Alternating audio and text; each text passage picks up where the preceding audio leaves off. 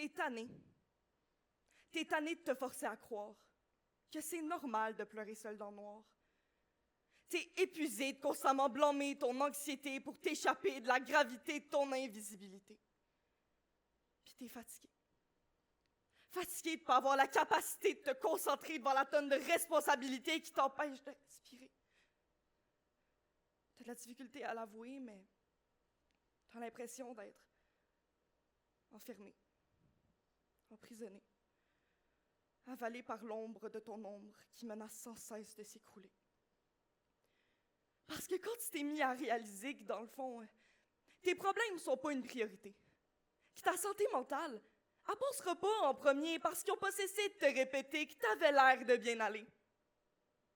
Ah, mais t'as beau te forcer, croire en la capacité de ta volonté, mais tu le sais que tu finiras comme la dernière fois, assise sur ton matelas froid, en espérant que tu parviendras encore une fois à priver ton estomac d'un autre repas. Tu avais tout fait pour retenir le navire de sévir, mais au dernier moment, tu n'as pas été capable de le retenir. Il était déjà trop tard pour agir. Ce que tu as fait cette nuit-là, tu t'étais promis que c'était la dernière fois. Mais cette promesse, elle revenait sans cesse. Elle est le contraire de délicatesse, elle connaît toutes tes faiblesses, t'empêche de parler de ta détresse pour mieux te noyer dans ton stress. Tu t'es complètement dessus. Prise au dépourvu.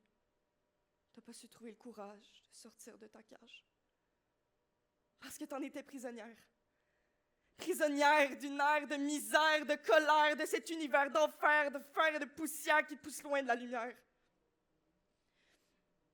De cette petite lumière qui t'aidait à t'endormir le soir, quand les monstres se cachaient tard dans le noir. Quand tu étais jeune, que maman venait de border. Quand tu glissais une dent sous ton oreiller pour que la petite fille vienne la chercher. Ce temps-là te manque. Tu étais jeune, aveuglé par une joie de vivre, ivre de ton imagination d'enfant qui, aujourd'hui, te manque énormément. Parce que ça te permettait de t'évader, de t'envoler. Et ça te permettait de penser que tu étais destiné à rester dans ce petit conte de fées. Le secondaire t'a vite ramené à la réalité. C'était compliqué de gérer ton arrivée dans un monde immonde que t'espérais pourtant être accueillant.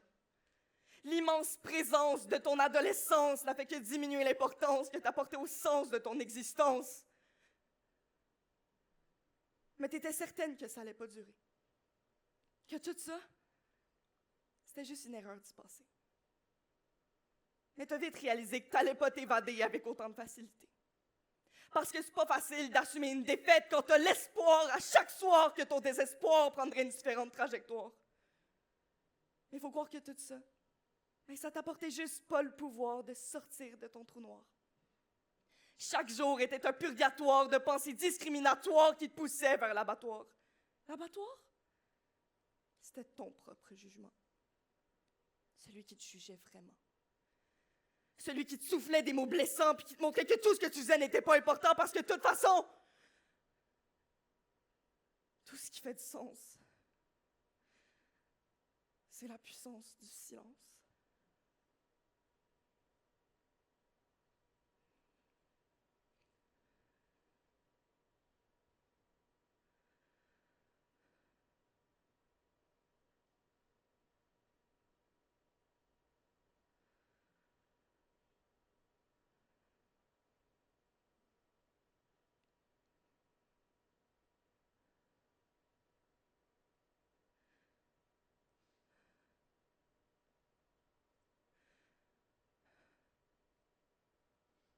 Un silence que tu es incapable de briser.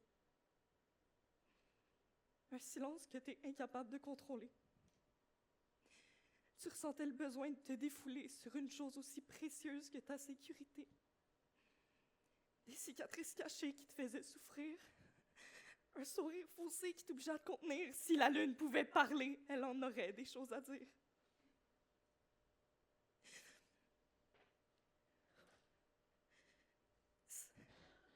C'est fou comme la vie te rend folle. la vie des gens de l'école, l'envie de décoller, de t'en aller là où tes chagrins feront partie du passé. Mais tu dois accepter que ça, c'est juste rêver éveillé. Parce que tout ça, mais ça reste ta destinée. Destinée à une vie de raté où tu rates tout ce que tu as commencé. À commencer par lister tes insécurités.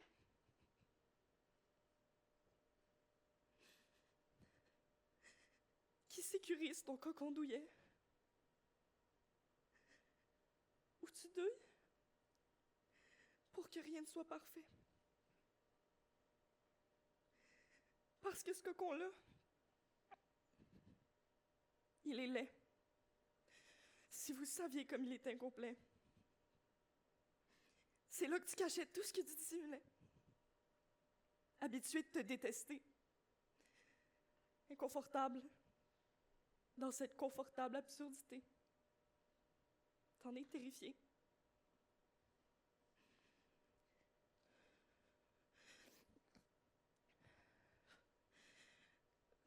Ça te fait peur de perdre le contrôle. Contrôlé par ton subconscient morose, il t'est difficile de voir la vie en rose. Mais c'est rendu ton rôle, ça. Le désespoir. Ou du moins, c'est ce que tu voyais quand tu regardais ton regard dans le miroir, parce que pour toi, c'était normal que chaque soir, tu te couches tard en voyant le monde en noir. C'est normal que tu sois une bête de foire pour tes pensées, ton seul auditoire. C'est normal que tu sois un élément du décor dans ton histoire qui finira nulle part.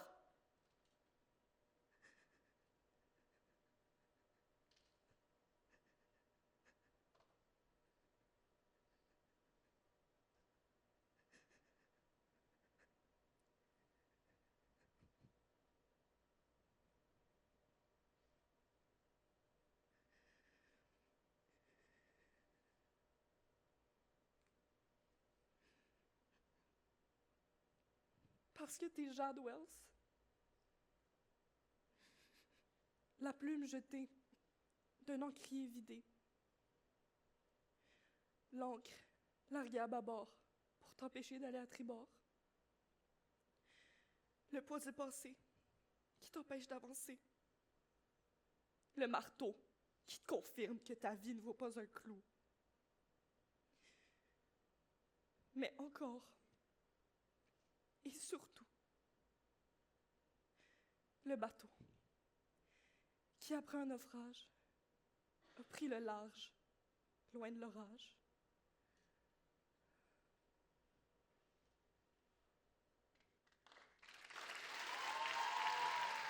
C'était Jade Wells.